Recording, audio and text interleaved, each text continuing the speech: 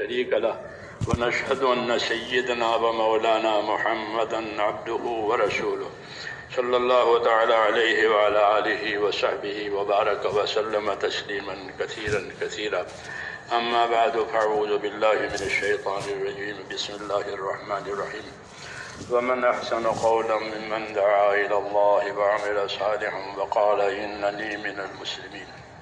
صدق الله العظيم.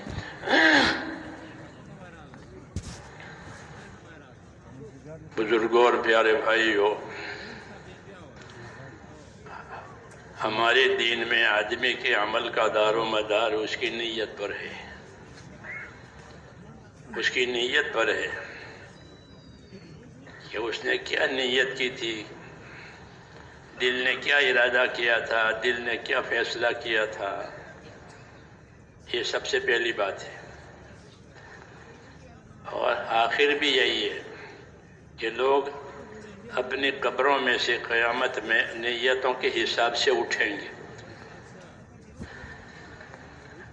اس لیے ہم اپنی نیتوں کو صحیح کریں، بلکہ اونچی اونچی نیتیں کریں، کیونکہ ہر آدمی کو وہ ملے گا جو اس کی نیت میں ہوگا.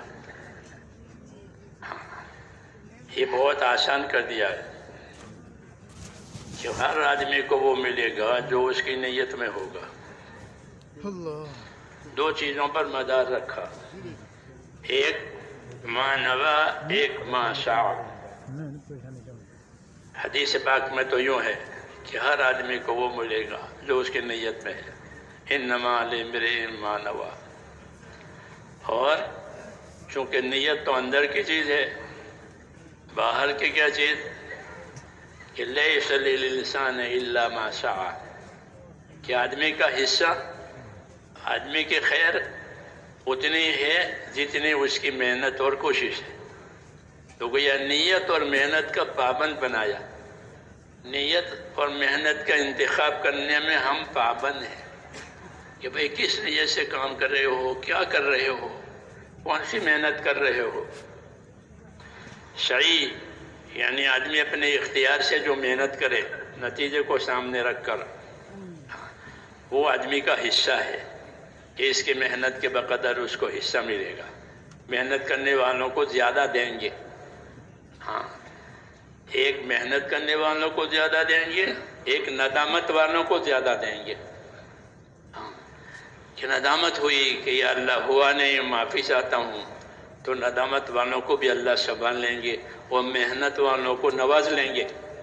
یہ انعام ہے اللہ تعالیٰ کا کہ محنت والوں کو نوازیں گے، ندامت والوں کو سنبھالیں گے. اور دونوں ہی چیزیں، کیونکہ ہم سے کمی ہوتی ہے، کوتاہی ہوتی ہے، زیادتی بھی ہوتی ہے، اس کے جواب کے لیے کہ ندامت، اور اپنی کامیابی، اپنی ترقی کے لیے آدمی کی اپنی محنت اور نیت. الحمدللہ اللہ نے یہ کام آسان کر دیا، محنت اور نیت والا. اب ہم سب نیت کریں. نیت کریں کہ کیا نیت کرنی ہے؟ کہ انشاءاللہ موت تک اپنے دین کے مددگار رہیں گے. ہاں، حکم ہے، حکم ہے. کیا حکم ہے؟ کہ یا ایھا الذین آمنوا کونوا انصار اللہ. اے ایمان والو، اپنے دین کے مددگار رہو. ہاں، اور یہ پہلی امتوں سے بھی اس کا تقاضا تھا کہ وہ بھی دین کے مددگار رہیں. ہم سے بھی تقاضا ہے کہ دین کے مددگار رہیں. ہاں، کیونکہ اللہ کی مدد وہ دین کی مدد پر ہے. جب دین کی مدد ہوگی تو اللہ کی مدد ہوگی.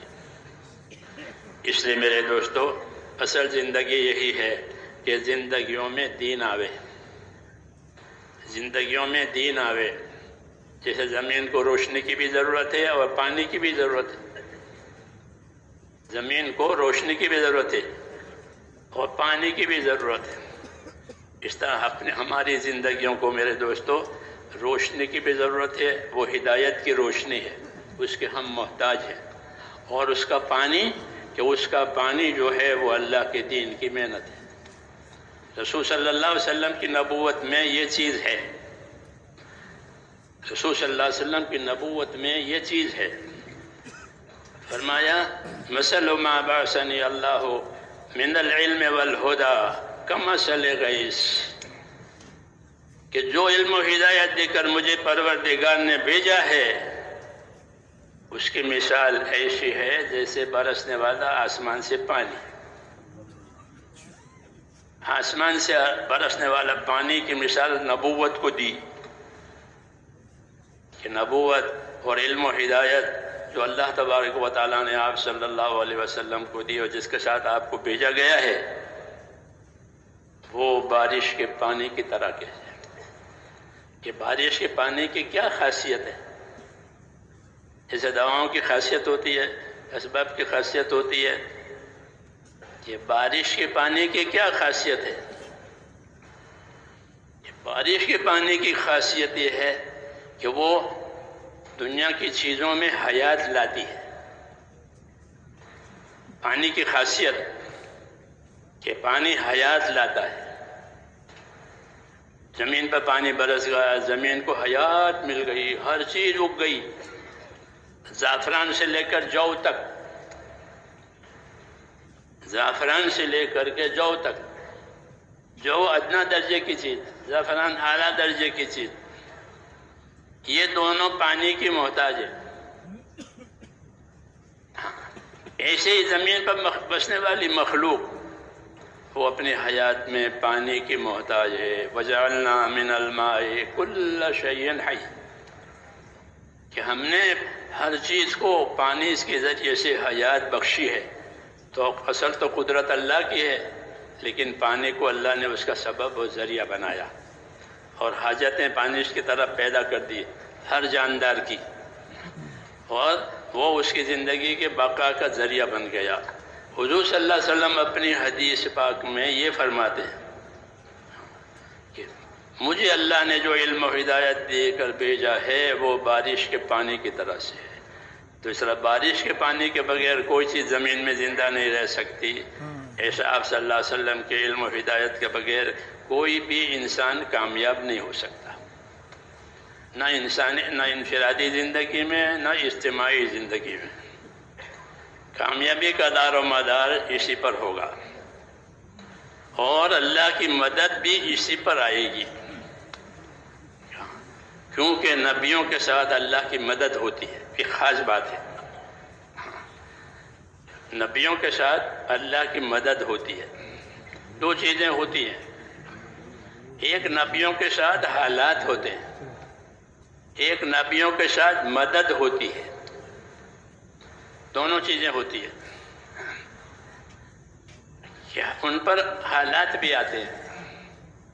سب سے زیادہ حالات کہ نبیوں پر آتے ہیں، اور وہ حالات برداشت کر کے اپنا کام کرتے ہیں، اپنی ذمہ داری پوری کرتے ہیں، کیونکہ اللہ تعالیٰ ان سے پوچھیں گے کہ آپ نے کیا کیا۔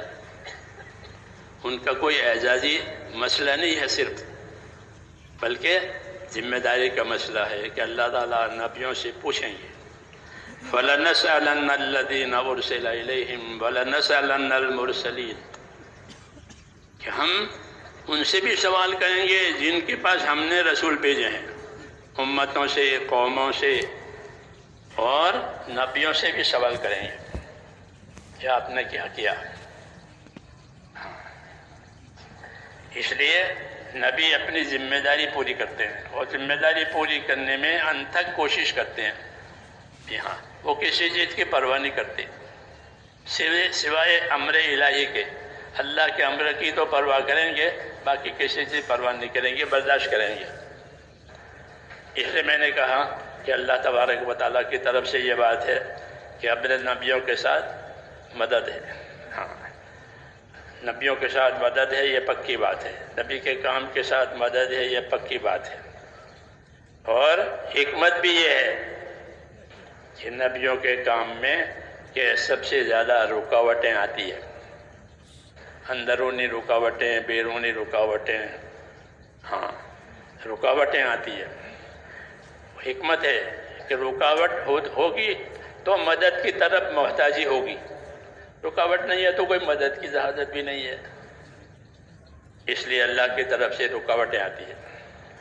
ہاں، اس لیے ہم کو یہ ہدایت ہے کہ رکاوٹ سے کوئی نہ گھبراوے، رکاوٹ سے کوئی نہ گھبراوے، ہاں، کہ رکاوٹ کے بعد مدد آتی ہے۔ جس طرح اندھیرے کے بعد اجالا آتا ہے، پہلے اندھیرا چھا جاتا ہے عالم پر، پھر اللہ تبارک و تعالی صبح کا پوا پھٹتا ہے اور سورج نکلتا ہے اور پورے عالم میں روشنی ہو جاتی ہے۔ ایسے پہلے باطل چھا جاتا ہے، غلط زندگیاں غالب آ جاتی ہیں، غلط چیزیں غالب آ جاتی ہیں، پھر حق تعالی شانہ وہ نور ہدایت جس کے ساتھ اللہ اپنے نبی کو بھیجتے ہیں وہ لاتے ہیں۔ اس نظام ہے اللہ تبارک و تعالیٰ کا۔ ہاں، یہ سنایا ہے ہم کو اور اپنے نبی صلی اللہ علیہ وسلم کو بھی کہ پہلے باطل چھا جائے گا، پہلے اندھیرا چھا جائے گا، اور پھر حق تعالی شانہ حق کو لا کر کے اس باطل کو اپنی قدرت سے دور کریں گے اور حق کو دنیا میں اللہ تعالیٰ روشن کریں گے۔ اس لیے یہ راستہ امتحان کا ہے، یہ راستہ آزمائش کا ہے۔ انعامات جو ملیں گے وہ اللہ تبارک و تعالیٰ کی طرف سے وہ امتحان کے بعد ملتے ہیں، اس لیے امتحانات آتے ہیں۔ ہاں، جتنی جس کی حیثیت ہے اپنے دین اور ایمان میں اتنا ان کا امتحان ہے۔ ہماری حیثیت تھوڑی، ہم کمزور ہیں تو کہتے ہیں کہ تمہارا امتحان زیادہ سخت نہیں ہوگا۔ ہاں، فرماتے تھے حضرت رضی اللہ کہ تمہارا کیا امتحان ہے، تمہاری زندگی کی ترتیب بدل جائے گی، کھانے کی پینے کی تھوڑی ترتیب الٹ پلٹ ہو جائے گی اور کیا، لیکن اللہ تعالیٰ اس ترتیب پر قائم رہنے والوں کو کہ سرفراز کریں گے، ان کی محنتوں کے اچھے نتائج لاویں گے۔ کمزوری کی رعایت ہوتی ہے، کمزوری کی رعایت ہوتی ہے اللہ کی طرف سے، کہ بچہ جتنا کمزور ہوتا ہے اس کی نگہداشت اتنی زیادہ ہوتی ہے۔ یہ قاعدہ ہے کہ بچہ جتنا کمزور اتنی نگہداشت اس کی زیادہ، کیونکہ وہ ابھی کمزور ہے۔ وہ پاؤں سے چل نہیں پاتا تو اس کو اٹھائے پھرتے۔ ایسے ہی اللہ تعالیٰ کی یہ ترتیب ہے کہ جتنا ضعف اتنی مدد، جتنا ضعف اتنی مدد۔ حدیثوں میں ہے کہ اللہ تمہاری مدد کرے گا تمہارے کمزوروں کی وجہ سے۔ قابلیت کی وجہ سے مدد نہیں ہوتی، کمزوری کی وجہ سے مدد ہوتی ہے۔ قابلیت سے تو ترقی ہوتی ہے، قابلیت سے ترقی ہوتی ہے، اور کمزوری ہوتی ہے تو مدد ہوتی ہے۔ اللہ کے انعامات زیادہ ہیں، اس لیے کہا کہ اگر کمزوری ہے تو گھبرانے کی بات نہیں ہے کہ کمزور کے ساتھ اللہ کی مدد ہوتی ہے۔ وَهَلْ تُرْزَقُونَ وَتُنْصَرُونَ إِلَّا بِضُعَفَائِكُمْ، کہ تمہاری مدد جو ہوگی وہ تمہاری کمزوروں کی وجہ سے ہوگی۔ جو لوگ کمزور ہیں، ناتواں ہیں، کہ ان کی وجہ سے تمہاری مدد ہوگی۔ ماں باپ کی وجہ سے بیٹے کو روزی ملتی ہے، کیونکہ ماں باپ بوڑھے ہو گئے، وہ کما نہیں پاتے، اولاد بھی چھوٹی چھوٹی ہے وہ بھی کما نہیں پاتی، کہ ان دونوں کی وجہ سے ان بچوں کے باپ کو اور ماں باپ کے بیٹے کو اللہ روزی دیتا ہے۔ وہ یہ سمجھتا ہے کہ میں کماتا ہوں، میں ان کو کھلاتا ہوں، کہ نہیں، لعلک ترزق بہ، تو یہ نہ سمجھ، بلکہ ایسا ہی ہو سکتا ہے اللہ کے علم میں کہ تجھے ان کمزوروں کی وجہ سے اللہ روزی دے رہا ہے تاکہ تو ان کو کھلاوے۔ تو اللہ تعالیٰ کی مدد کا یہ معاملہ ہے، ہاں، کہ جب یہ کمزور ہو جاتے ہیں اور اپنی حد تک اپنا یہ کام کر لیتے ہیں تو پھر حق تعالیٰ شانہ اپنی مدد کے دروازے کھولتے ہیں۔ ہمیشہ نبیوں کے ساتھ ایسا ہوا کہ رکاوٹیں پہلے آئی، کمزوریاں پہلے آئی، اور پھر اللہ پاک نے مدد کے دروازے کھول دیے اور کام کو آسان بنا دیا، استقبال پیدا کر دیا۔ تو نبی استقبال سے پہلے کام کا استقبال نہیں ہے، بلکہ کام میں رکاوٹیں ہیں، کام میں دشواریاں ہیں، تو اس زمانے میں انبیاء کرام عزیمت سے کام کرتے تھے، عزیمت کے ساتھ کام کرنا، ہاں تاکہ کمی نہ آوے. اور جب رکاوٹیں ہو گئی تو شکر گزار بن کے کام کرنا. شکر گزار کہ اللہ نے رکاوٹیں ختم کر دی ہے کہ اب زیادہ کرو شکر گزاری میں. نبیوں کی یہی تعلیم ہے، نبیوں کے یہی طریقہ ہے کہ جب تک رکاوٹ ہے کہ اپنے حد تک اپنی محنت کو کرتے ہیں، استغفار بھی کرتے ہیں. اور اب رکاوٹ ختم ہو گئی اور آسانی آ گئی تو اب بے فکری نہیں ہے، بلکہ اللہ کی طرف رجوع اور اللہ کی طرف توجہ اور زیادہ. جی ہاں، سورہ فتح نازل ہونے کے بعد حضور صلی اللہ علیہ وسلم کی محنت بڑھ گئی. سورہ فتح نازل ہوئی جن میں فتح مکہ کی بشارت اور دوسری بشارتیں ہیں. تو ان بشارتوں کے بعد آپ کی محنت بڑھ گئی. ہاں، عبادت بھی بڑھ گئی پاؤں پر ورم آنے تک کی. کہ کیا بات ہے کہ اللہ تعالیٰ نے میرے لیے آسانی فرما دی، تو کیا میں اللہ تعالیٰ کا شکر گزار بندہ نہ بنوں؟ یہ سنت ہے کہ ناگواری اور رکاوٹ کے زمانے میں نا امید نہ بنے کوئی بھی. نا امید کوئی نہ بنے کہ اب نہیں ہوگا، ختم کہ نہیں. مدد اس کے پیچھے ہے، رکاوٹوں کے پیچھے مدد ہوتی ہے. جی ہاں، اور جب مدد آ جائے تو پھر کہ اب اپنا حوصلہ بڑھا کر کے اب جو ذمہ داری آئی تھی اس کو زیادہ سے زیادہ اور اچھے سے اچھا بنانا. یہ نبیوں کا طریقہ رہا ہے کہ اپنے کام کو اچھا سے اچھا بنانا. کیوں کہ اب کوئی رکاوٹ نہیں ہے. یہ نبیوں کا اللہ تعالیٰ نے اسی رخ سے چلایا ہے سب نبیوں کو. اس لیے یہ ترتیب رہے گی اللہ تبارک و تعالیٰ کی کہ ناگواریاں پہلے آوے گی اور مددیں بعد میں آوے گی. اور اللہ کی مدد اتنی ملے گی جتنی ذمہ داری پوری کی جائے گی. حدیث پاک میں ہے کہ المعونۃ علی قدر المعونہ، کہ اللہ کی مدد اتنی ملے گی جتنی ذمہ داری پوری کی جائے گی. اصل ذمہ داری ہے حیات اور موت. ان کے بیچ میں جو مرحلہ ہے وہ ذمہ داریوں کے پورا کرنے کا مرحلہ ہے. خلق الموت والحیات لیبلوکم ایکم احسن عملا، کہ اللہ نے حیات کو بھی پیدا کیا ہے، موت کو بھی پیدا کیا ہے. موت ایک چیز ہے جو اللہ نے اس کو قدرت سے پیدا کی ہے، کہ موت صرف عدم کا نام نہیں ہے بلکہ موت ایک چیز ہے جس کو اللہ نے پیدا کیا ہے. اس طرح کہ حیات کو بھی پیدا کیا اور موت کو بھی پیدا کیا. مشہور مفسر حضرت قتادہ رضی اللہ تعالیٰ تفسیر کے بڑے عالم ہیں. وہ فرماتے ہیں کہ دنیا حیات اور موت کا گھر ہے. کوئی گھر خالی نہیں جس میں حیات نہ ہو، موت نہ ہو. ہر گھر میں حیات بھی ہوگی، ہر گھر میں موت بھی ہوگی. بچے پیدا بھی ہوں گے اور مریں گے بھی. تو وہ فرماتے تھے کہ دنیا حیات اور موت کا گھر ہے. اچھا، حیات اور موت کو کیوں پیدا کیا ہے؟ صرف قدرت دکھانے کے لیے نہیں. قدرت تو نظر آتی ہے حیات اور موت میں، بلکہ اس کے پیچھے ایک چیز اور ہے. اللہ نے فرمایا کہ ہم حیات اور موت کو پیدا کریں گے اور یہ دیکھیں گے کہ تم میں اچھا عمل کرنے والا کون ہے. زیادہ عمل کرنے والا نہیں کہا کہ زیادہ عمل کرنے والا کون ہے. تو زیادہ عمل کرنے کے لیے تو لمبی حیات چاہیے، لمبے اسباب چاہیے، وہ نہیں ہوتے بعد مرتبہ. اس لیے اس کو مدار نہیں بنایا کہ تم میں زیادہ عمل کرنے والا کون، بلکہ یہ فرمایا کہ تم میں اچھا عمل کرنے والا کون ہے.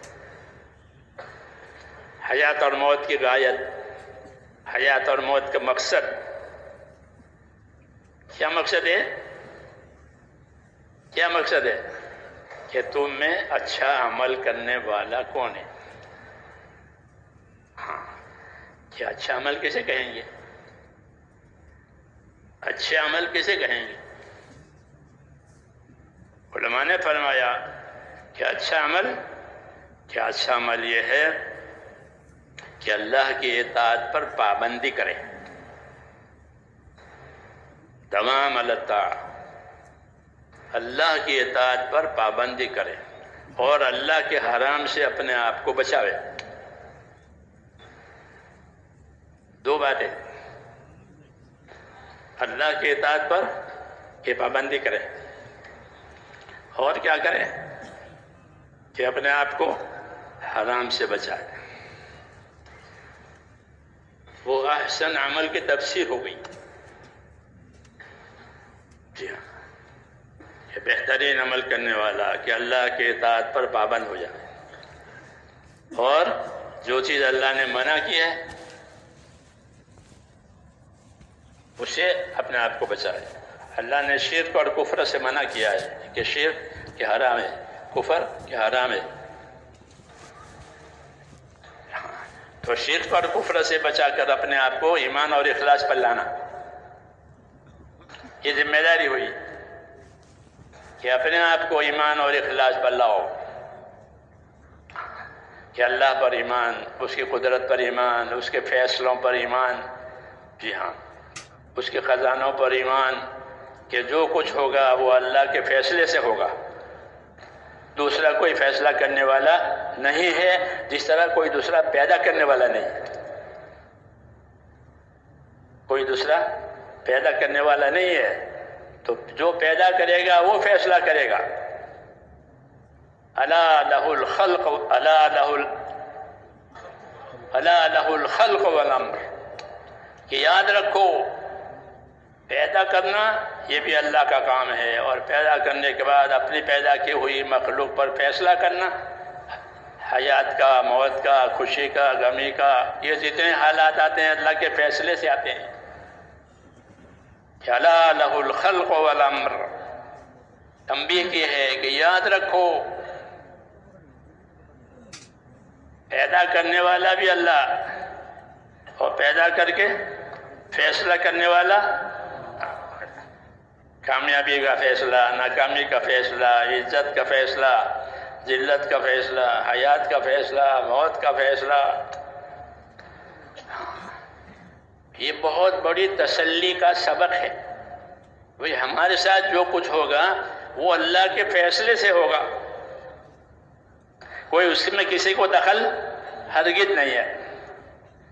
دنیا کے جتنے اسباب ہیں وہ مظاہر قدرت ہے، اصل قدرت اللہ کی ہے۔ یہ ہمارا ایمان ہے کہ دنیا کے جتنے اسباب ہیں وہ کیا ہیں؟ اللہ کی قدرت کو ظاہر کرنے والے ہیں۔ پانی نہیں اگاتا، اللہ اگاتے ہیں، لیکن پانی کو اللہ نے اگنے کا ایک ذریعہ بنایا ہے۔ تو ذریعوں سے اور اسباب سے پیدا کرنے والا یہ اللہ کی سنت، اور اصل پیدا کرنا اللہ کی قدرت۔ پیدا کرنا اللہ کی قدرت، اور پانی سے پیدا کرنا یہ اللہ کی سنت۔ بندہ ہونے کا مطلب یہ ہے کہ قدرت پر یقین کرے اور سنت کے خلاف نہ کرے، کہ پانی کی ضرورت ہے کھیتی کو تو پانی دو، ہمت کہو کہ اللہ کرے گا، کہ نہیں یہ سنت ہے۔ احتیاط کی بات ہے تو احتیاط بھی کرو کہ احتیاط سنت ہے، احتیاط سنت۔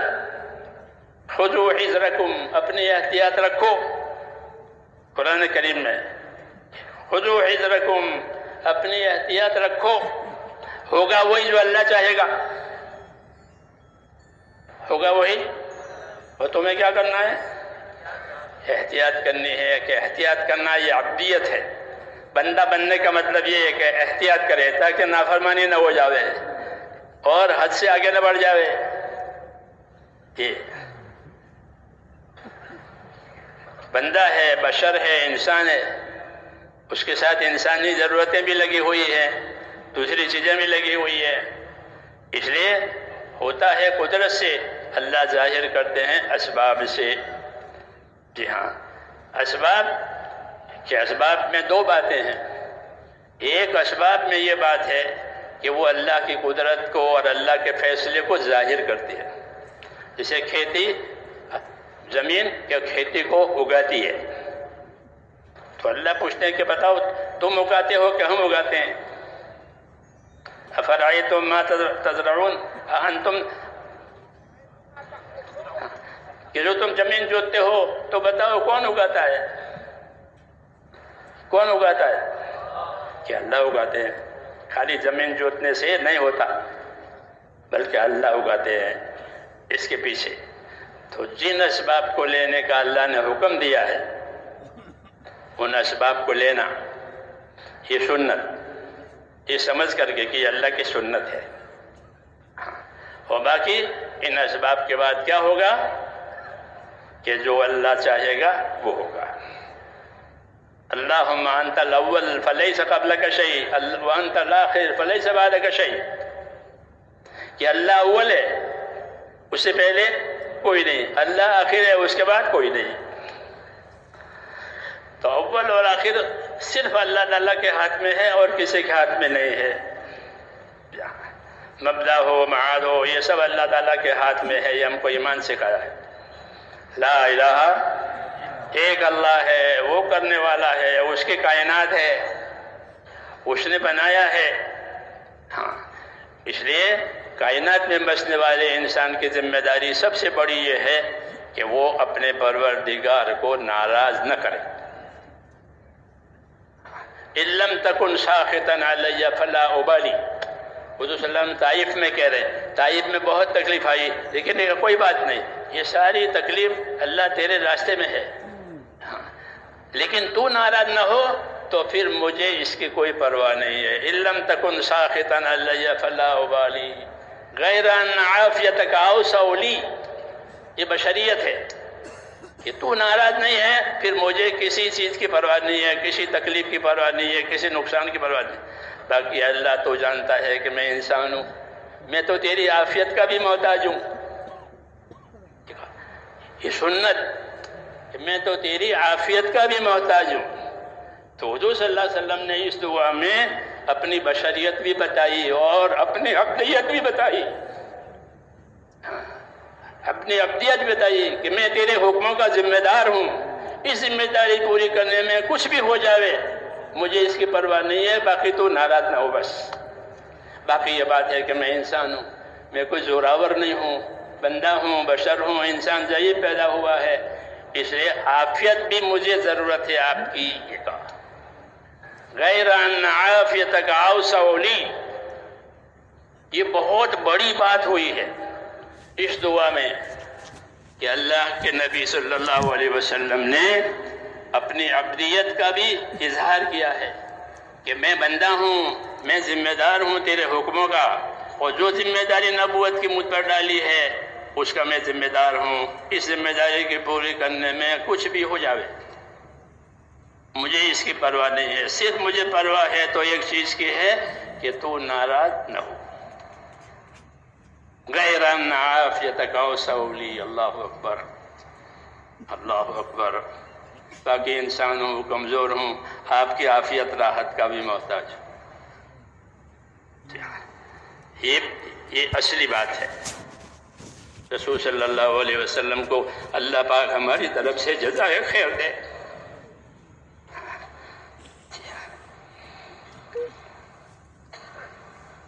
تو میں نے کہا کہ ہمارے اوپر اللہ کی طرف سے ذمہ داریاں ہیں، اور اللہ کی مدد اتنی آئے گی جتنی ذمہ داری پوری کی جائے گی۔ طاقتیں اور صلاحیتیں الگ الگ ہیں، 5 انگلیاں ایک سی نہیں پیدا ہوئی ہے۔ بندوں کی صلاحیتیں اور ان کی طاقتیں الگ الگ ہیں، کم زیادہ، اس لیے سب کو ایک لاٹھی سے نہیں ہانکا ہے، بلکہ ذمہ داری دی ہے۔ کیا ذمہ داری دی ہے؟ تو ایک قاعدہ کلیہ بتایا۔ کیا بتایا؟ ایک قاعدہ کلیہ۔ فرمایا علیکم بما تطیقون، علیکم بما تطیقون، یہ بتایا۔ کیا مطلب ہے اس کا؟ اس کا مطلب یہ ہے کہ تمہارے پاس جتنی طاقت ہے اتنا تو ضرور کرو، علیکم کا مطلب یہ ہے، علیکم لزوم کے لیے عربی زبان میں، عربی زبان میں علیکم اس کے معنی لازم ہے۔ زمانوں سے کہا کہ شادی نہیں کر سکتے ہیں تو روزے کرو، علیکم بالصیام، تو علیکم کا روزہ تو ضرور رکھو تاکہ زمانے کی شرارت سے محفوظ ہو جاؤ، تو وہ علیکم میں لزوم ہوتا ہے۔ تو فرمایا علیکم بما تطیقون، تمہاری جتنی طاقت ہے اپنی ذمہ داریوں کے پورا کرنے کی، خدمت کرنے کی، نصرت کرنے کی، عبادت کرنے کی، اتنا تو ضرور کرو۔ علیکم بما تطیقون، اس سے زیادہ نہیں۔ کتنی طاقت ہے اللہ خوب جانتا ہے۔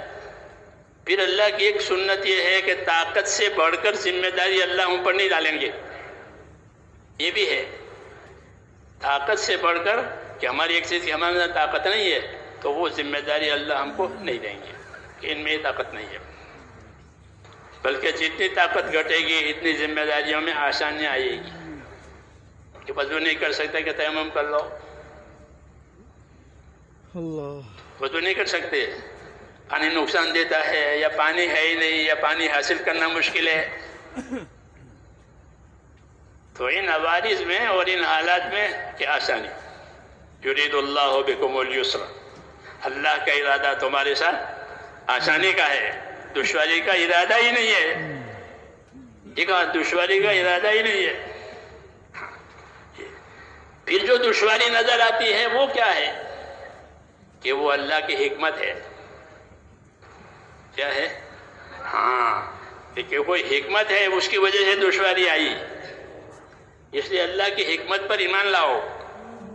جیسے کیوں کہ اللہ حکیم ہے، جو کام کرے گا اللہ پاک وہ اپنی حکمت سے کرے گا۔ کہ اپنی حکمت ہے، کہ حکمت کا تقاضا ہے۔ جس طرح حکیم اور علاج کرنے والے بعض چیزوں سے منع کرتے ہیں کہ بھائی اس کو مت کھاؤ، اور تم بتا ایسا نہ کرو، تمہارا چڑھنا اترنا زیادہ نہ ہو، سانس پھول جائے گی، وغیرہ وغیرہ وغیرہ، تو یہ منع کرنا حکمت کی وجہ سے۔ حکمت یہ اللہ کی صفت ہے۔ اللہ تعالیٰ بندوں میں کوئی کمزوری دیکھتے ہیں یا ان کی کوئی ترقی مقصود ہوتی ہے تو حکمت کا اظہار ہوتا ہے، حکمت کا اظہار ہوتا ہے۔ تو اس نے کہا کہ اگر حکمت سے کوئی رکاوٹ آوے، حکمت سے کوئی تکلیف آوے تو کوئی نا امید نہ ہو۔ ایک کام اللہ نے حکمت سے کیا ہے اور اس رکاوٹ کو پھر اپنی قدرت سے کھول بھی دیں گے۔ ابھی حکمت کا تقاضا ہے۔ خدا گر بحکمت بے بندت درد کشایت بفضلش درے دیگر، کہ اللہ حکمت سے اگر کوئی دروازہ بند کرتا ہے تو گھبراؤ مت۔ اللہ تعالیٰ نے ایک دروازہ بند کیا ہے قدرت سے، تو حکمت سے دوسرا دروازہ کھول بھی دے گا۔ جیسے ماں کا دودھ بند ہو جاتا ہے تو بچہ مر نہیں جاتا، بلکہ ماں کا دودھ بند ہونے کے بعد بہت دروازے کھل جاتے ہیں کھانے پینے کے۔ ایک دروازہ بند کیا ہے اور کتنے دروازے کہ کھل گئے۔ اس لیے حکم ہے، حضور صلی اللہ علیہ وسلم اپنے صحابہ سے فرماتے تھے کہ تمہارے اندر اللہ تعالیٰ کے ساتھ اچھا گمان ہونا چاہیے۔ جابر بن عبداللہ رضی اللہ تعالیٰ عنہ یہ فرماتے تھے کہ رسول اللہ صلی اللہ علیہ وسلم نے اپنی وفات سے پہلے 3 دن پہلے مجھ سے یہ فرمایا کہ دیکھو جابر، تمہاری موت اس حالت میں آوے کہ تمہارا گمان اپنے پروردگار کے ساتھ اچھا ہو۔ یہ بھی ایک تعلیم ہے اللہ سے لینے کی، کیونکہ اللہ نے فرمایا ہے کہ میں اپنے بندوں کے ساتھ وہ معاملہ کروں گا جیسا وہ میرے ساتھ گمان کریں گے۔ اس لیے کہتے ہیں اللہ سے اچھا گمان کرو اور اللہ کی باتوں پر یقین بھی کرو، اچھا گمان بھی کرو۔ حضرت مولانا محمد الیاس صاحب رحمۃ اللہ علیہ فرماتے تھے کہ شیطان آدمی کو جس طرح گناہوں میں ڈال کر کے، خواہشوں میں ڈال کر کے اللہ سے دور کرتا ہے، ایسا نا امید بنا کر کے بھی اللہ سے دور کرتا ہے کہ اللہ سے اچھا گمان رہا، نا امیدی ہو گئی. کہ نا امیدی ہمارے مذہب میں نا امید ہونا اللہ سے کفر ہے. نا امید ہونا یہ کفر ہے. الیاس من اللہ کفر. اللہ سے نا امید ہو گئے. کیوں؟ اللہ کمزور ہو گیا؟ یہ نہیں. حکمت ہے کہ حکمت سے اللہ تعالیٰ اپنے امور کو ظاہر کرتے ہیں کہ اب کیسے ہوگا؟ کہ قدرت سے ہوگا. جی ہاں، قدرت سے ہوگا. جو زوال آیا ہے وہ بھی قدرت سے آیا ہے، جو کمال آئے گا وہ بھی قدرت سے آئے گا. زوال آتا ہے تو وہ کیسے آتا ہے؟ کمزوری آتی ہے کہ وہ بھی قدرت سے. پھر کمال آتا ہے تو کمال کیسے آئے گا؟ تو بھی قدرت سے آئے گا. تو انسانی زندگیوں میں زوال اور کمال یہ قدرت کا مظہر ہے. قدرت کا مظہر، قدرت دکھانے کے لیے کہ بچپن آیا تو کمزوری آئی، پھر جوانی آئی، پھر طاقت آئی، پھر جوانی کے بعد کمزوری. من بعد توفین قوتم و شیبہ، کہ پھر اس کے بعد کمزوری، پھر بوڑھاپا، پھر ناتوانی آ گئی. کیوں؟ سورج کی گردش کے سورج چڑھتا ہے، عروج ہوتا ہے اور اس کو کوئی دیکھ نہیں سکتا، پھر اس کا زوال آ گیا. یہ دنیا کے حالات ہے. یہ کہ اللہ تعالیٰ نے دنیا کو حالات کا گھر بنایا ہے. یوں کہتے ہیں کیا بنایا ہے؟ حالات کا گھر بنایا ہے. حالات میں کیا ذمہ داری ہے؟ کہ حالات میں ذمہ داری ہماری یہ ہے کہ ایک تو ہم اللہ تعالیٰ سے نا امید نہ بنیں. کبھی آدمی کے مطلب کی چیز تاخیر سے آتی ہے. تاخیر سے آتی ہے. ہمارے بہت سے دوست ابھی ہیں وہ کہ منا اولاد نہیں ہے، اولاد کے لیے دعا کرو. اللہ کی شان کہ ہمارے ساتھی کہ ان کے ہاں اولاد 20 برس کے بعد ہوئی، وہ بھی زندہ ہے. ہاں کہ اولاد نہیں ہے.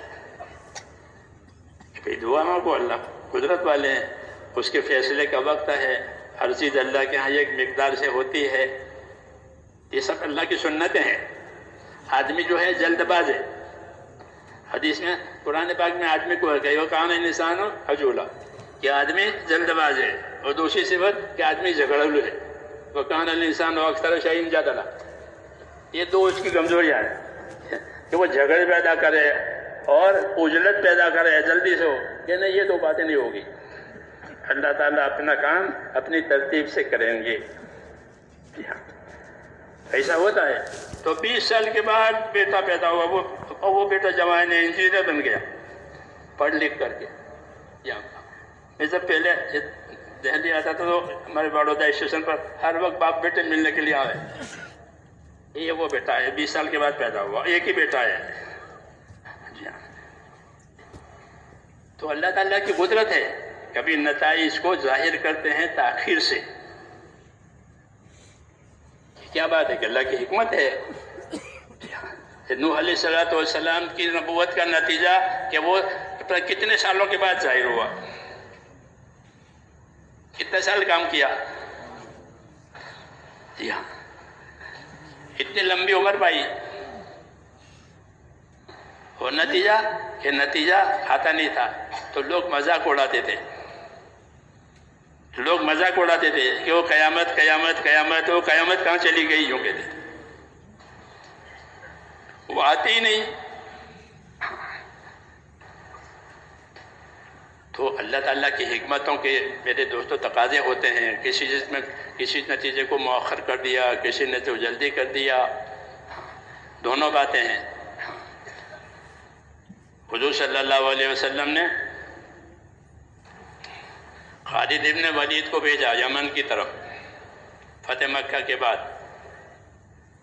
تو وہاں 6 مہینے رہے اور انہوں نے یمن والوں میں دعوت کا ہی کام کیا ہے. کوئی جنگ جہاد نہیں ہوا. دعوت ہی دیتے رہے. وہ خالد جیسے آدمی طاقتور کارکن، حضرت خالد رضی اللہ تعالیٰ عنہ صحابہ کی جماعت میں طاقتور کارکن، ساری طاقتیں صلاحیتیں اللہ نے دی وہ لگائی. سیف اللہ خطاب پایا، اللہ کی تلوار. لیکن 6 مہینے کام کیا، ایک آدمی بھی مان کے نہیں دیا. وہ یہ مل کے 20 سال ہے، کوئی اولاد نہیں ہے. ہاں 6 مہینے ہو گئے. جب 6 مہینے ہو گئے تو حضور صلی اللہ علیہ وسلم نے علی کو بھیجا کہ تم جاؤ اور خالد کو واپس کرو، اور ان کے نام پیغام دیا یمن والوں کو، اور کہا کہ خالد کے ساتھیوں میں جو 6 مہینے سے وہاں ہیں ان میں سے کوئی رہنا چاہے تمہارے ساتھ تو ان کو اپنے ساتھ رکھ لو. حضرت علی گئے، اپنی نماز پڑھی، جیسے ہماری جماعت کا پہلے اپنی نماز پڑھ لو، ریلوے اسٹیشن ہو، ہوائی جہازوں کا اڈا ہو، ہاں نماز کے بعد اپنا کام. یہ خاص علامت ہے کہ پہلے ان کی نماز ہے. تو انہوں نے نماز پڑھی، اور نماز پڑھ کر کے پھر سب کو اکٹھا کیا، اور سب کو جمع کر کے وہ پیغام جو حضور صلی اللہ علیہ وسلم دیا تھا دعوت نامہ وہ ان کو سنایا کہ میں تمہارے نام پر یہ پیغام لے کر کے آیا ہوں، اسے تم مان لو. تو کہتے ہیں کہ ہمدان والے، ہمدان کا علاقہ ابھی بھی ہے، ہمدان والے سارے کے سارے ایمان میں داخل ہو گئے. 6 مہینے کی محنت ہوئی، حکمت ہے. وہ پیغام سنایا جمع کر کے نماز پڑھ کے تو سب ایمان میں داخل ہو گئے. یہ اللہ کی ترتیب ہے میرے دوستو. ہم کو یہ واقعات اس لیے سنائے گئے ہیں تاکہ کوئی نا امید نہ بنے، نا امید کوئی نہ بنے. بتا تیسو من روح اللہ، کتنے بھی حالات آئے. یعقوب علیہ السلام نے اپنے بیٹوں سے کہا کہ نا امید نہ ہو، یوسف علیہ السلام کو گم ہوئے بہت دن ہو گئے، بہت سال ہو گئے، لیکن تم نا امید نہ ہو، اللہ کچھ کریں گے. کیسے کریں گے؟ کیسے کریں گے؟ قدرت سے کریں گے. مولانا الیاس صاحب رحمۃ اللہ علیہ فرماتے تھے کہ ہم کو اللہ نے نبیوں کے قصے سنائے ہیں. کس کے قصے؟ نبیوں کے. کیوں کہ اس امت کو نبیوں والا کام کرنا ہے. یہ نبیوں والا کام کریں گے، اپنے دین کے مددگار رہیں گے. ہمارے ذمہ ہے کہ ہم اپنے دین کے مددگار رہیں. کونوا انصار اللہ، مددگار رہو اللہ کے دین کے، کہ اپنا دین سیکھو، اپنا دین سکھاؤ، اپنے دین کے لیے راستہ بناؤ. ہاں، تاکہ وہ پانی کی طرح، بارش کے پانی کی طرح سے ہر جگہ پہنچ جائے. یہ ذمہ داری. اس لیے ہم کو نبیوں کے قصے سنائیں کہ نبیوں پر اللہ تعالیٰ حالات لائے، پھر حالات کو اٹھائے، وہ حالات کو بنائے. تو کیسے بنائے؟ کہ قدرت سے بنائے، رواجی طریقوں سے نہیں بنایا، بلکہ قدرت سے. کہ حالات سارے ٹوٹ گئے. کوئی صورت ایسی نہیں ہے سہارے کی، سارے سہارے ٹوٹ گئے. اب کون مدد کرے گا؟ کہ اللہ مدد کرے گا. لقد کان فی قصصہم عبرۃ لأولی الالباب. یہ نبیوں کے قصے میں عبرت ہے، سبق حاصل کرنے کی چیز ہے. عبرت سبق حاصل کرنے کی چیز ہے. من گھڑت باتیں نہیں ہیں. ما کان حدیث یفترا، کوئی من گھڑت قصے کہانیاں نہیں ہے، بلکہ صحیح بات ہے. تو فرماتے تھے کہ ہم کو نبیوں والا کام کرنے کی وجہ سے نبیوں کے قصے سنائے ہیں کہ نبیوں کے سامنے رکاوٹیں آئی، حالات آئے، کوئی مددگار نہیں ہے، کوئی پرسان حال نہیں ہے. تو اب کیا کریں گے وہ؟ کہ وہ اللہ کا کام کر کے اللہ سے مانگیں گے. کسے مانگیں گے؟ اللہ کا. کہ اللہ کا کام کرتے کرتے حالات ناسازگار ہو گئے، ٹوٹ گئے، تو اب کہ اللہ کی مدد ہونے والی ہے، ظاہری اسباب نہیں رہیں گے، تو اب قدرتی اسباب آئیں گے. نبیوں کے ساتھ قدرتی قدسی طاقت ہے. اوپر کی طاقت مدد کرتی تھی، نیچے کی طاقت رکاوٹیں ڈالتی تھی، اوپر کی طاقت مدد کرتی تھی. جب اوپر کی طاقت مدد کرے گی تو پھر اللہ کا معاملہ غالب ہو کر کے رہے گا. واللہ غالب علی امرہ ولکن اکثر الناس لا یعلمون. اللہ کا معاملہ ایسا ہے کہ اللہ کا معاملہ اپنا، کہ اللہ کا معاملہ کیسا ہے کہ اللہ جو ہے وہ اپنے معاملے میں غالب ہے. لوگ جانتے نہیں ہیں، یعنی اللہ جو چاہے گا وہ ہوگا، اس کے کرنے میں کوئی رکاوٹ نہیں ہو سکتی. لیکن لوگ فرماتے اس کو جانتے نہیں ہے کہا، اس لیے وہ الجھ جاتے ہیں. کیا ہو جاتے ہیں؟ الجھ جاتے ہیں، نا امیدی آ جاتی ہے، پھر آگے بڑھنے کے بجائے پیچھے ہٹ جاتے ہیں کیونکہ وہ جانتے نہیں ہیں. ورنہ اللہ تو اپنا کام اپنی قدرت سے کرے گا. اس لیے میں نے کہا نبیوں کے قصے سنائے. یوسف علیہ السلام کا قصہ سنایا. جی ہاں، بہترین قصہ جو پہلی کتابوں میں بھی اترا ہے، ہماری کتاب میں بھی اترا. ان کی مدد کے کیا اسباب ہیں؟ علماء نے لکھا ہے کہ ان کی مدد کے بظاہر کوئی اسباب نہیں، سارے اسباب منقطع ہیں. 2 خواب 2 کرتے. جی ہاں، 2 خواب اور 2 کرتے یہ مدد کے سبب بنے کہ 2 خواب آئے. پہلا خواب آیا یوسف علیہ السلام کو کہ مجھے وہ ستارے سجدے کر رہے ہو. اس خواب سے پریشانی پڑ گئی، اس خواب سے پریشانی پڑ گئی کیونکہ بھائیوں کو جلن ہوئی، یہ تو آگے بڑھ گیا. اس لیے فرمایا تھا یعقوب علیہ السلام نے کہ اپنا خواب بھائیوں کو مت سنانا.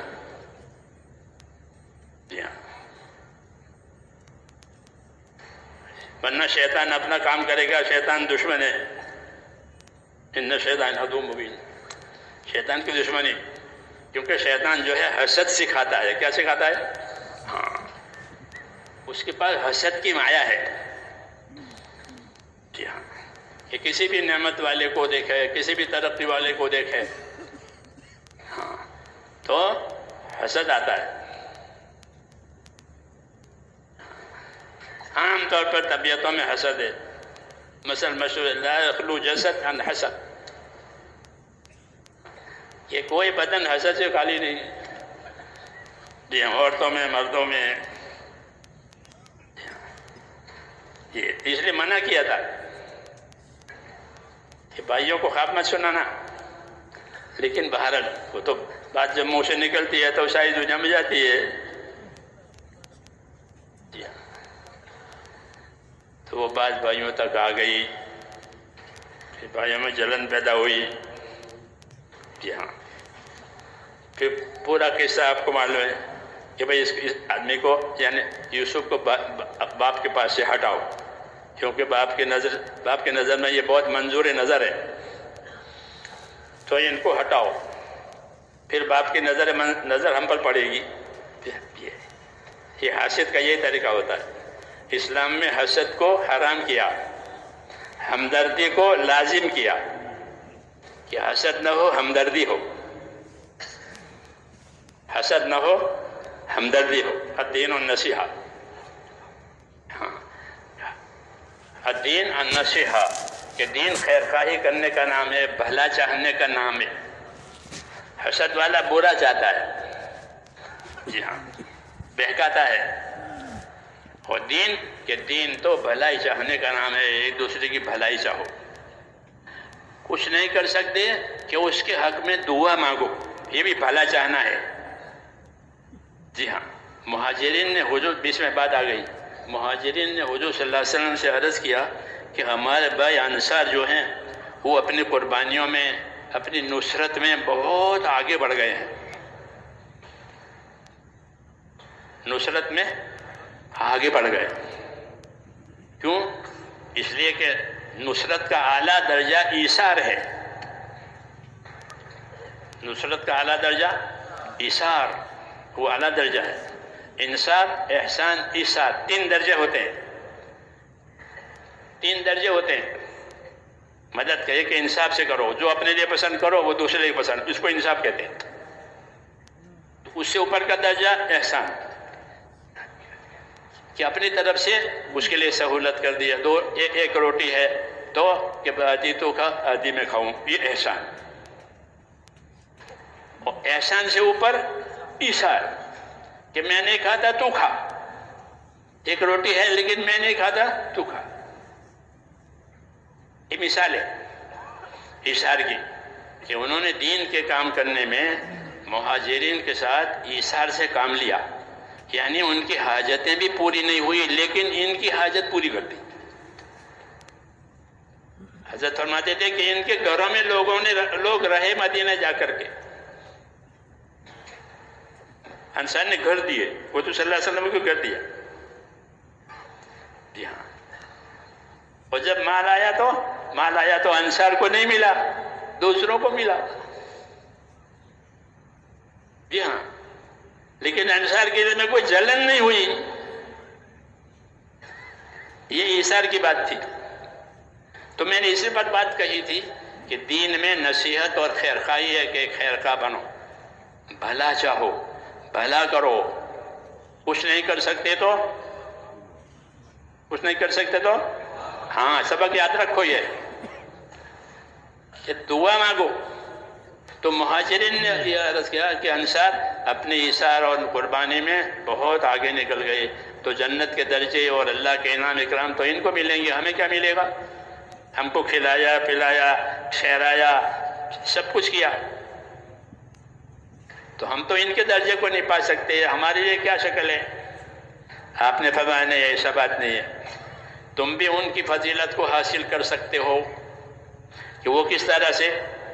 ایک بات تو یہ فرمائیے کہ ان کی قدر کرو. کیا کرو؟ ان کی قدر کرو. ہاں، کہ جو کام ہم نہیں کر سکتے ہیں یہ کر لیتے ہیں، جو ہم سے نہیں ہو سکتا ہو یہ انجام دے دیتے ہیں. اس لیے ان کی قدر کرو. ہاں، ان کے کاموں کو، ان کی ہستیوں کو قدر کی نظر سے دیکھو. ہاں، گری نظر سے یا جلن کی نظر سے مت دیکھو. ہاں، ان کی قدر کرو. یہی سنت طریقہ سکھایا کہ جب کوئی ہمارا آدمی، ہماری کوئی جماعت یہ کام کر رہے ہیں تو کیا ان کی قدر کرو. جیسے کوئی بیٹا ماں باپ کی خدمت کرتا ہے تو ماں باپ کی نظر میں اس کی قدر ہو جاتی. جی ہاں، نا بیٹے تو سب ہیں لیکن ان کی ماں باپ کی نظروں میں اس کی قدر ہوتی ہے. تو ایسے چونکہ ماں باپ کو ہمدردی ہوتی ہے، ایسے ہی ہمدردی کا سبق دے کر کے ہم کو یہ سمجھایا کہ ایک دوسرے کی قدر کرو. جو کام تم نہیں کر سکتے ہو وہ کر رہے ہیں تو ان کی قدر کرو، ان کا شکر کرو. یہ نہ ہوتے تو خلا پڑتا،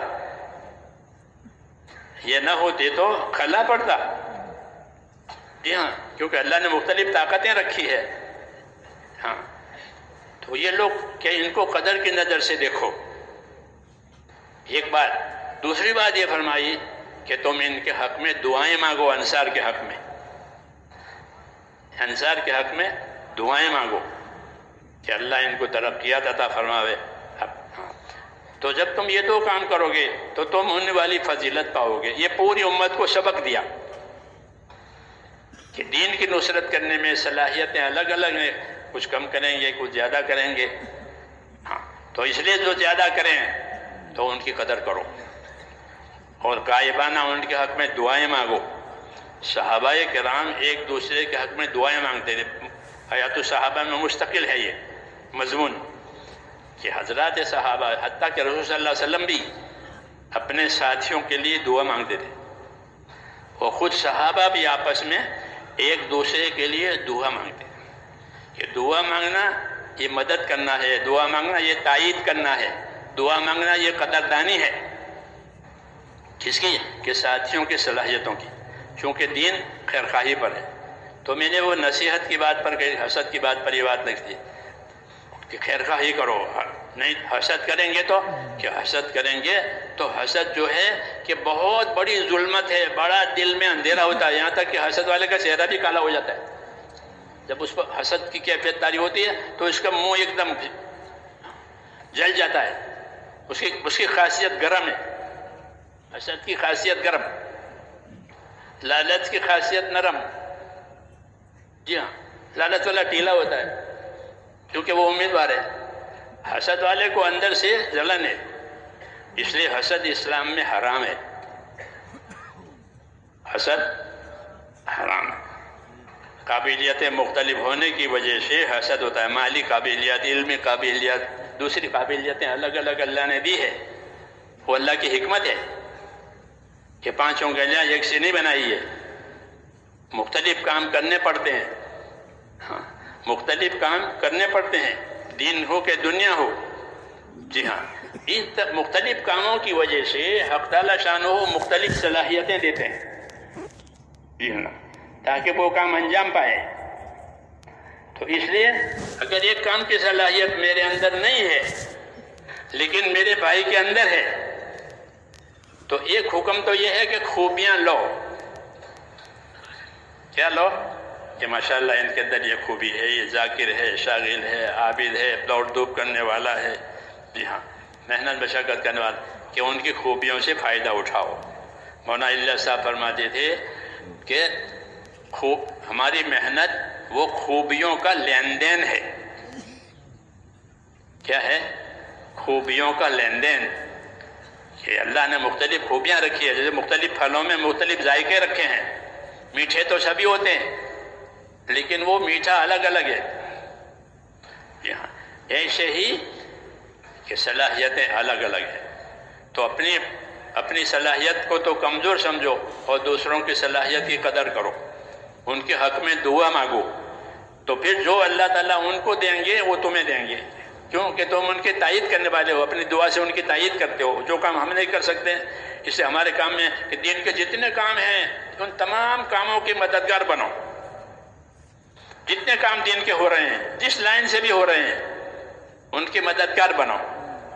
تو کس طرح سے کہ اگر مال کی ضرورت ہے تو ان کو مال دو، مال نہیں دے سکتے ہو ان کی ترقی کی دعا مانگو، ان کے اخلاص کی دعا مانگو کہ اللہ ان کو اخلاص عطا فرما، اللہ ان کی ضروریات کو پورا فرما، ان کی آسانیاں فرما، کہ دعا سے ان کی تائید کرو تاکہ حسد کرنے والوں میں نہ آوے، ہمدردی کرنے والوں میں آوے۔ جی ہاں، حسد ہوتا ہے تو پھر حسد ہوتا ہے تو صلاحیتوں سے فائدہ نہیں ہوتا، ہاں بلکہ صلاحیتوں کو اپنی ترقی میں وہ آڑ سمجھتا ہے کہ اس کی وجہ سے نہیں ہوتا، یہ سب ایسا کرتا ہے۔ تو میں یوسف علیہ السلام کے بھائیوں کی بات کر رہا تھا، بات آگے نکل گئی، ہاں کہ ان کو حسد آیا، جی ہاں ان کو حسد آیا، اس لیے انہوں نے یوسف علیہ السلام کے ساتھ یہ معاملہ کیا جو ہم سب سنتے رہتے ہیں، نبیوں کے قصے، کنویں میں ڈال دیا، بیچ دیا، کیا کیا کر دیا، لیکن ہوگا وہ جو اللہ چاہے گا۔ ہاں انہوں نے تو یہ تھا کہ کنویں میں ڈال دو، پھر کوئی نکال کے لے جائے گا، باپ کی نظروں سے دور ہو جائے گا، پھر تم باپ کی نظروں میں آ جاؤ گے، یہ تو ان کا پلان تھا، اور اللہ کا پلان دوسرا تھا کہ اللہ تعالیٰ ان کو اس راستے سے اوپر لے جائے گا۔ جی ہاں، اس پر اللہ نے فرمایا تھا واللہ غالب علی امرہ ولکن اکثر الناس لا یعلمون، اللہ اپنے فیصلے پر غالب اور قادر ہے، لوگ جانتے نہیں ہیں، یوں ہو جائے گا، یوں ہو جائے گا، کہ نہیں، جو اللہ طے کرے گا وہ ہوگا، یہ اصل بات ہے۔ اس لیے یہاں سورہ یوسف میں یہ بات کہی کہ واللہ غالب علی امرہ، اللہ اپنے فیصلے پر غالب اور قادر ہے، اس کو کوئی سے رکاوٹ اس کے لیے نہیں ہے، لوگوں کے لیے رکاوٹ ہے، رکاوٹ آوے، شرارت آوے کہ اللہ کے فیصلے کو کوئی نہیں روکے گا۔ جی ہاں، تو یہی ہوا، یوسف علیہ السلام کو لے گئے، وہ کہاں لے گئے، مصر میں بھی لے گئے، مصر میں بھی بیچا گیا، محل میں بھی رہے، پھر جیل میں بھی رہے، ہاں محل میں بھی رہے اور جیل میں بھی رہے، اور جیل بھی پردیس کی جیل، یہاں مقامی جیل ہو تو بھائی اس کے کوئی اپیل ہو، کوئی وکیل ہو، کیا ہو۔ پردیش میں کون کرے اس کے مقدمے کی کوئی پیروی کرے؟ یہاں تو پردیش کی جیل، ہاں کوئی پوچھنے والے نہیں ہے، جیل میں ڈالا گیا ہے۔ کون نکالے؟ کہ اللہ نکالیں گے، اللہ اپنے قدرت سے نکالیں گے۔ جی ہاں، تو نکالنے کے لیے کوئی مددگار نہیں ہے۔ پردیش میں کون مدد ہے؟ تو جیل میں سے نکلنے کے لیے بھی خواب سبب بنا، جیسے پریشانی کے لیے خواب سبب بنا تھا یہاں، اب پریشانی میں سے نکالنے کے لیے خواب۔ آپ جانتے ہو نا کہ خواب جو ہے وہ اللہ کی قدرت سے آتا ہے، اپنی مرضی سے کوئی خواب نہیں دیکھتا۔ نیند اللہ کی قدرت کی بڑی نشانیوں میں سے وَمِنْ آیَاتِهِ مَنَامُكُمْ بِاللَّيْلِ وَالنَّهَارِ، کہ اللہ کی قدرت کی نشانیوں میں سے تمہاری نیند ہے۔ آدمی کے اختیار میں نہیں ہوتی نیند۔ جی ہاں، کہ میں اتنے بجے سو جاؤں گا، اتنے بجے نہیں ہوتا۔ النوم سلطان، مثل مشہور ہے کہ النوم سلطان، کہ نیند تو بادشاہ ہے، چھا جاتی ہے۔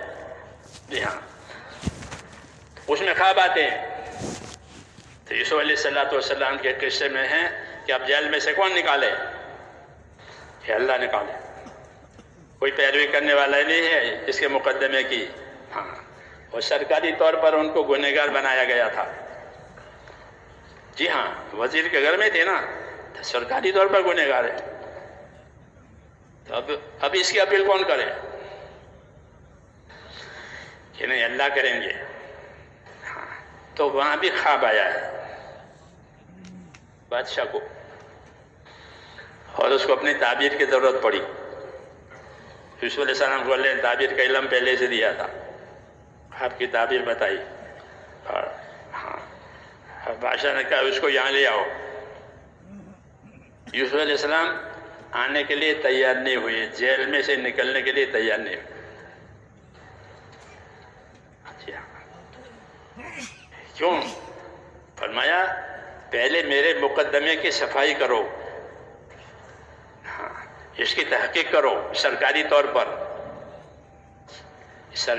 پر اس کی تحقیق کرو، میرا گناہ کیا ہے، میں تمہارے احسان سے باہر نہیں آؤں گا۔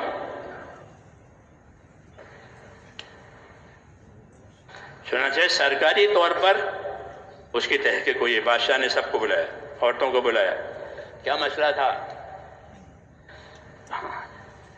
تو بات صاف ہو گئی کہ ان کا کوئی گناہ نہیں ہے۔ مَا عَلِمْنَا عَلَيْهِ مِن سُوءٍ، اس کا کوئی قصور نہیں ہے، عورتوں نے بھی کہا۔ تو اب سرکاری طور پر اس قصے کی تحقیق ہوئی کہ یہ آدمی بے قصور ہے۔ یہ کرانا چاہتے تھے کہ تمہارے احسان سے نہیں نکلنا چاہتا ہوں، میرے مسئلے کی تحقیق کرو۔ وہ تحقیق بھی ہوئی، بے قصور ہے۔ یہ اس کا تو جیل میں سے نکلنے کا سبب خواب بنا۔ تو دو خواب اور دو قمیص، یہ دو قمیص کا تعلق یعقوب علیہ السلام سے ہے، خواب کا تعلق یوسف علیہ السلام سے ہے۔ جی ہاں، دو قمیص۔ پہلی مرتبہ ایک قمیص خون میں آلودہ بھائی لائے کہ یوسف کو تو پیڑیا نے پھاڑ کھایا، یہ خون آلود اس کا کرتا۔ اس کرتے کو دیکھ کر یعقوب علیہ السلام کا غم اتنا بڑا کہ آنکھیں چلی گئی روتے روتے۔ تو ایک کرتا آیا تو پریشانی بڑھ گئی، پھر دوسرا کرتا آیا۔ جب اناج لینے گئے تھے اور تعارف ہو گیا کہ یوسف یہی ہیں، پھر معافی صافی ہوئی، اور یوسف علیہ السلام نے اپنا کرتا دیا کہ یہ کرتا ابا کے چہرے پر ڈال لینا، ابا فوراً بینا ہو جائیں گے۔ تو ایک دوسرا کرتا آیا تو ساری پریشانیاں ختم ہو گئی۔ پہلا کرتا آیا، پریشانی آ گئی، دوسرا کرتا آیا، پریشانی ختم ہو گئی۔ علماء نے فرمایا دو کرتے دو خواب، اللہ کو کرنے کے لیے کچھ کرنا نہیں پڑتا۔ اس لیے نبیوں کے قصے سنائے ہیں کہ گھبراؤ نہیں، اللہ بڑی قدرت والا ہے۔ حکمت سے کچھ حجاب ایسے ہو جاتے ہیں کوئی حالات کے لیکن اللہ اپنے فیصلے پر غالب اور قادر ہے. واللہ غالب علی امرہ ولکن اکثر الناس لا یعلمون. کہ اللہ اپنے فیصلے پر غالب ہے اور قادر ہے، لوگ جانتے نہیں ہیں. تو اللہ کے فیصلوں سے فائدہ اٹھانے کے لیے ایک ہی راستہ ہے، وہ اللہ کے حکم والا راستہ ہے. کون سا راستہ؟ اللہ کے حکم والا راستہ. اللہ کے حکموں میں ایمان، عبادت، اخلاق، 3 چیزیں ہیں. ایمان کہ اللہ سے تعلق، ایمان کا، یقین کا، ڈر کا، اللہ سے ڈرنا، اس کی عظمت و بڑائی کو سامنے رکھ کر، جی ہاں، اس کے وعدہ وعیدوں کو سامنے رکھ کر اللہ سے ڈرنا. اپنے اندر ایمان پیدا کرنا. ایمان کی محنت سے ایمان آئے گا، یقین آئے گا. اسباب قربان کرنے سے یقین آئے گا کہ جان، مال، راحت قربان ہوئی ہے اللہ کے کام کے لیے، کہ قربانی کے وقت اللہ تعالیٰ اندرونی ترقیاں دیں گے. ایمان کے لیے ایمان کی محنت، ایمان کی دعوت، اور اللہ کی مدد کے لیے اللہ کی عبادت. ایاک نعبد و ایاک نستعین روزانہ پڑھتے ہیں، اے اللہ تیری ہی عبادت کریں گے اور تجھی سے مدد لیں گے. عبادت اللہ کے سوا کسی کی نہیں ہوگی، اور مدد بھی اللہ کے علاوہ کوئی نہیں کرے گا. تو اللہ کی مدد اللہ کی عبادت سے ہوگی. نماز سے مدد آئے گی، صدقات سے مدد آئے گی، ذکر سے مدد آئے گی، دوسروں پر احسان کرنے سے مدد آئے گی، دعا سے مدد آئے گی. دعا سے مدد آئے گی. مدد کے راستے بہت کھولے ہیں اللہ تعالیٰ نے. اسلام میں بڑی خوبیاں ہیں، جی ہاں، بہت. کہ اللہ سے لینے کے راستے بہت، اللہ کو راضی کرنے کے راستے بہت، جی ہاں. اس لیے دین آسان ہے. اللہ نے دین کو آسان کیا ہے، مگر دین کو سیکھنا ضروری ہے. کیا کرنا؟ کہ دین کو سیکھنا ضروری ہے. جو چیز اللہ نے فرض کی ہے اس کا سیکھنا فرض ہے. جو چیز اللہ نے حرام کی ہے اس کو حرام جاننا اور اس کو پہچاننا یہ ضروری ہے، تاکہ حرام میں مبتلا نہ ہو جائے. علم، جی ہاں، اللہ نے علم اتارا ہے اپنے حدود، حقوق کی حفاظت کے لیے. کس کے لیے؟ اللہ کے حدود، اللہ کے حقوق، اس کی حفاظت کے لیے اللہ نے علم اتارا ہے نبیوں پر. اور کوئی چیز نبیوں پر نہیں آئی. مال، متاع، یہ چیزیں نہیں آئی، بلکہ اللہ نے نبیوں پر علوم اتارے ہیں، تاکہ جو لوگ ایمان لا کر اللہ تعالیٰ سے وابستہ ہوئے ہیں، اس وابستگی کا کیا حق ہے. ایک آدمی نوکری سے وابستہ ہوتا ہے تو اس کو بتایا جائے کہ یہ آپ کی ذمہ داری ہے. ایک آدمی نکاح کے ذریعے سے ایک عورت سے وابستہ ہو جاتا ہے تو اس کے حقوق بتائے جاتے ہیں کہ اس کے یہ حق ہے. مولانا صاحب فرماتے تھے کہ دنیا حقوق ادا کرنے کی جگہ ہے اور آخرت بدلہ پانے کی جگہ ہے. دنیا حقوق ادا کرنے کی جگہ ہے اور آخرت کے بدلہ پانے کی جگہ ہے. جو حقوق ادا کر کے جائے گا وہ بدلہ پائے گا. اچھا، آخرت کے بدلے میں اور دنیا کے بدلے میں فرق ہے. آخرت بدلے میں، دنیا کے بدلے میں کیا؟ دنیا میں بدلہ ملتا ہے، آخرت میں بدلہ ملے گا. تو دنیا اور آخرت کے بدلے میں کیا فرق ہے؟ کہ دنیا اور آخرت کے بدلے میں یہ فرق ہے کہ دنیا میں جو بدلہ ملے گا وہ عارضی ہوگا. کیسا ہوگا؟ عارضی، دائمی نہیں، ہمیشہ نہیں. آپ کو تنخواہ ملے گی 1 مہینے کی، وہ 1 مہینہ چلے گی. موسم آئے گا تو موسم جو پیداوار ہے وہ 1 سال چلے گی. تو جتنے نفع آتے ہیں وہ عارضی ہوتے ہیں، جتنے بدلے آتے ہیں وہ عارضی ہوتے ہیں. آخرت میں جو بدلہ ملے گا وہ عارضی نہیں ہوگا بلکہ سدا مدہ کا ہوگا. یہ فرق ہے.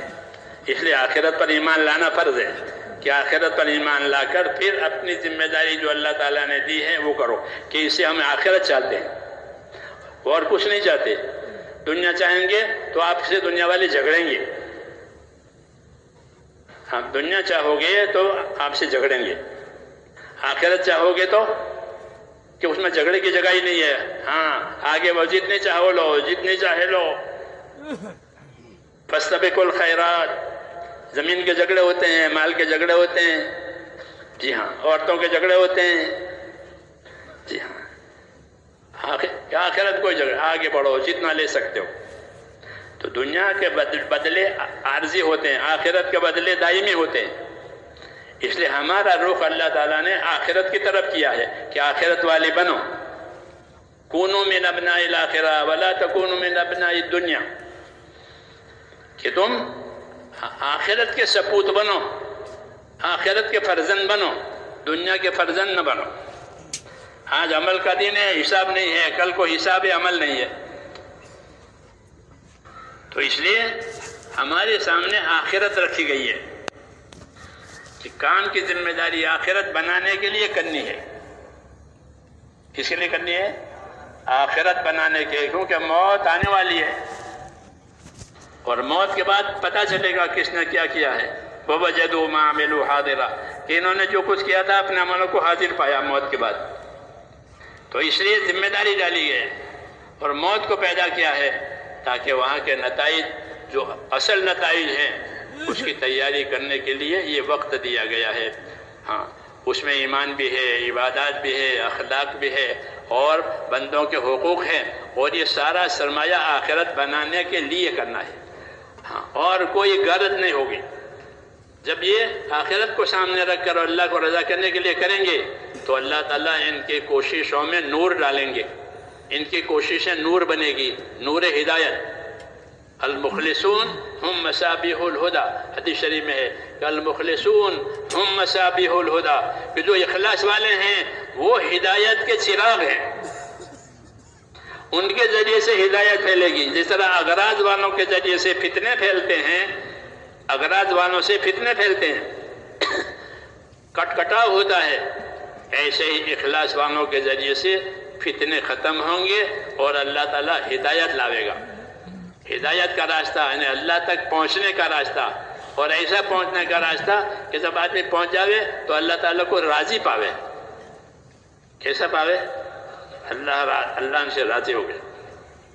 رضا کا راستہ اللہ نے ہم کو یہ دین کا کام دیا ہے. ہاں اور اس کے لیے محنت دی ہے، اس کے طریقے دیے ہیں. ہاں اور یہی ہماری زندگی کا اصلی کام ہے.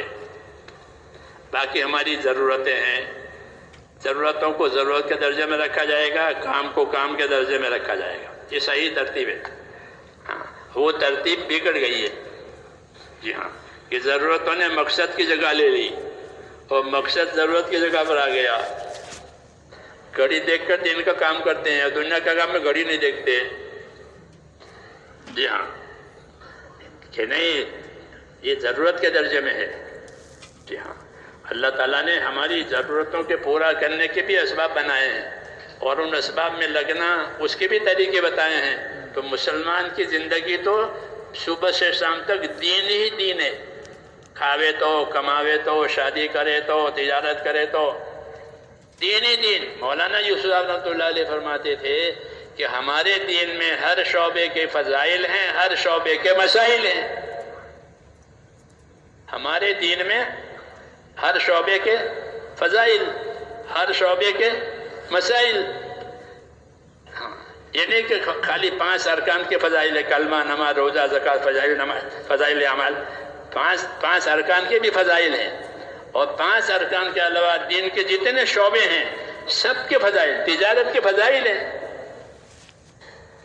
زراعت کے فضائل ہیں، مزدوری کے فضائل ہیں، عہدوں کے فضائل ہیں،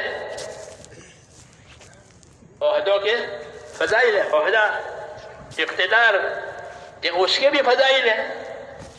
جی ہاں کہ انصاف کرنے والا حاکم جو ہے وہ اللہ کے عرش کے سائے کے نیچے ہوگا.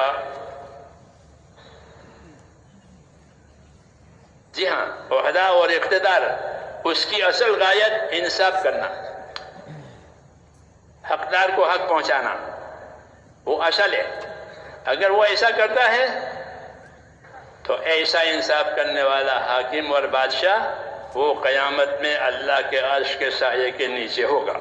اور اس کی دعا ایسے قبول ہوتی ہے جیسے افطار کرتے وقت روزے دار کی قبول ہوتی ہے، حاکم کی دعا قبول ہوتی ہے۔ خلفائے راشدین سب مستجاب الدعوات تھے، صحابہ کرام ان کی دعوتیں دعائیں ہر وقت قبول ہوتی تھی۔ ہاں، تو یہ فضائل ہیں کس کے؟ کہ اقتدار کے، عہدے کے، تجارت کے فضائل، کھیتی کے فضائل، مزدوری کے فضائل، یہ تو ذریعہ معاش ہے، اس کے فضائل ہیں اور اس کے مسائل بھی ہیں۔ پھر تجارت کے مسائل، حلال حرام، ہاں، اور تجارت کے فضائل، بھئی تجارت میں کیا ملے گا کہ سچا اور ایماندار تاجر اللہ عرش کے سائے کے نیچے ہوگا۔ کھیتی کے فضائل، کہ کھیتی کھڑی کر رکھی ہے، ہاں، ابن عباس فرماتے تھے کہ کھڑی کھیتی تسبیح پڑتی ہے اور اس کا ثواب کھیتی والے کو ملتا ہے۔ کھڑی کھیتی تسبیح پڑتی ہے اور اس کا ثواب، اور اگر اس میں نقصان ہوا، جانور چر گئے، چور چوری کر گئے، پرندے چگ گئے، نقصان ہوا، کہ جو نقصان اس کا ہوا ہے اس نقصان کی وجہ سے اللہ اس کو صدقے کا ثواب دے گا۔ چور تو چوری کر گیا، اس کے لیے تو وبال ہے مال، لیکن اس کا جو نقصان ہوا اس میں اس کو صدقے کا ثواب ملے گا۔ تو فرماتے تھے ہمارے ہاں تو ہر شعبے کے فضائل ہیں، ہر شعبے کے مسائل ہیں۔ کھیتی کرنے کے شریعت میں طریقے ہیں کہ کس طرح کھیتی کرو گے، کون سا طریقہ جائز ہے، کون سا طریقہ ناجائز ہے، اس کو مسائل کہتے ہیں۔ کہ نبی طریقہ سمجھانے کے لیے آیا ہے، ورنہ اپنی ضرورت راحت کی رغبت تو ہر ایک میں ہوتی ہے، مگر اس کو طریقہ بتانا ہے کہ دین تو طریقوں کا نام ہے۔ دین کس کا نام ہے؟ نبوت کے طریقے، اس کو شریعت کہتے ہیں، شرائع کے مختلف طریقے ہیں، اور وہ بہت آسان ہے، وہ بہت آسان ہے، ساری انسانیت کے لیے اللہ نے اس کو آسان کر دیا ہے۔ تو حضرت فرماتے تھے ہمارے ہاں تو ہر شعبے کے فضائل ہیں، ہر شعبے کے مسائل ہیں۔ مسلمان تو دنیا دار ہوتا ہی نہیں، مسلمان دنیا دار نہیں ہوتا، دنیا دار تو کافر ہوتا ہے کہ وہ دنیا ہی جانتا ہے، آخرت کو وہ مانتا نہیں ہے۔ ان ہی الا حیاتنا الدنیا نموت ونحیا وما نحن بمبعوثین، کہ یہی دنیا ہے، مریں گے جئیں گے پھر کچھ نہیں ہے، یہ اس کا عقیدہ، یہ باطل ہے۔ بلکہ جس طرح ماں کے پیٹ سے لا کر کے اللہ نے ایک دنیا دکھائی ہے، ایک عالم دکھایا ہے، موت کے بعد دوسرا عالم دکھائیں گے، کہ ہاں اس میں کرنے نہ کرنے کی بات ہوگی، یہاں ضرورت پورا کرنے نہ کرنے کی باتیں ہوتی ہے، وہاں کرنے نہ کرنے کیا کیا تھا، کیا نہیں کیا تھا، حکم کتنے پورے ہوئے تھے، اس کو آخرت کہتے ہیں۔ آخرت اصل ہے، کیوں کہ آخرت کو بقا ہے، آخرت کو بقا ہے، اس کو خلود کہتے ہیں، ہمیشہ کے لیے ہے۔ حضور صلی اللہ علیہ وسلم نے قسم کھا کے یہ بات فرمائی کہ میں خدا کی قسم کھا کے یہ بات کہتا ہوں جس کے قبضے میں میری جان ہے، کہ مرنے کے بعد انسان کے لیے یا تو جنت ہے یا دوزخ ہے، تیسری جگہ نہیں ہے۔ یہ بات قسم کھا کے فرمائی۔ فوالذی نفس محمد بیدہ ما بعد الموت دار الا الجنت او النار، میں اس پروردگار کی قسم کھا کے کہتا ہوں جس کے قبضے میں میری جان ہے کہ آدمی کے مرنے کے بعد کوئی ٹھکانہ نہیں، یا جنت یا دوزخ۔ اس لیے اپنے لیے ایک راستہ طے کرنا اور اس پر قائم رہنا، اس کا حق ادا ہونا، یہ ہماری ذمہ داری ہے۔ اور یہ راستہ آسان ہے، ملک و مال کا راستہ مشکل، مال والے بنو، ملک والے بنو، یہ مشکل اور تنگ۔ یہ راستہ آسان اور وسیع، غریب بھی کر سکے، مالدار بھی کر سکے، بیمار بھی کر سکے، تندرست بھی کر سکے، سب اس راستے کو اللہ نے آسان فرمایا ہے۔ ہاں، اس لیے ہدایتیں آئی ہیں، اس کی محنت کرنے کی بھی ہدایت ہے اور اس پر عمل کرنے کی بھی ہدایت ہے، کہ محنت کرنے سے اس راستے پر عمل کرنے کی استعداد پیدا ہوگی۔ دین کی محنت سے دین پر چلنے کی استعداد پیدا ہوتی ہے۔ محنت نہیں ہوتی ہے تو پھر غفلت اور جہالت کی وجہ سے وہ استعداد جل جاتی ہے اندر سے۔ پھر مشکل ہو جاتا ہے دین، نماز مشکل، ہر بار مشکل. اور اگر دین کی محنت ہوئی تو پھر آہستہ آہستہ ہر بات آسان ہو جائے گی. یہ وعدہ ہے اللہ تعالیٰ کا کہ محنت پر ہم آسان کریں گے، غریب کے لیے بھی، مالدار کے لیے بھی، سب کے لیے. الدین و یسر، حدیث شریف میں ہے کہ دین آسان ہے، لیکن آسانی کے طریقے بتائے گئے ہیں. اس لیے میرے بھائیوں، ہم اصل ذمہ دار ہیں اللہ تعالیٰ کے دین کے، اللہ تعالیٰ کے دین کی. یہ امت ذمہ دار ہے، یہ امت دین کو سنبھالے گی، دین کی مدد کرے گی، دین کے لیے راستہ بناوے گی. یہ اس کی ذمہ داری ہے. اللہ نے اس کے لیے صلاحیتیں بھی دی ہیں، جان مال بھی دیا ہے، طریقے بھی بتائے ہیں، پھر مدد کے وعدے بھی کیے ہیں. کیا کیے ہیں؟ کہ مدد کے وعدے کیے ہیں کہ ہم دین کے کام میں تمہارے مددگار ہیں. مولانا علیہ صاحب فرماتے تھے کہ دین کا کام کر کے اللہ کی مدد کا یقین نہ کرے وہ آدمی فاسق ہے. اور آیت پڑھتے تھے فمن کان مؤمنا کمن کان فاسقا.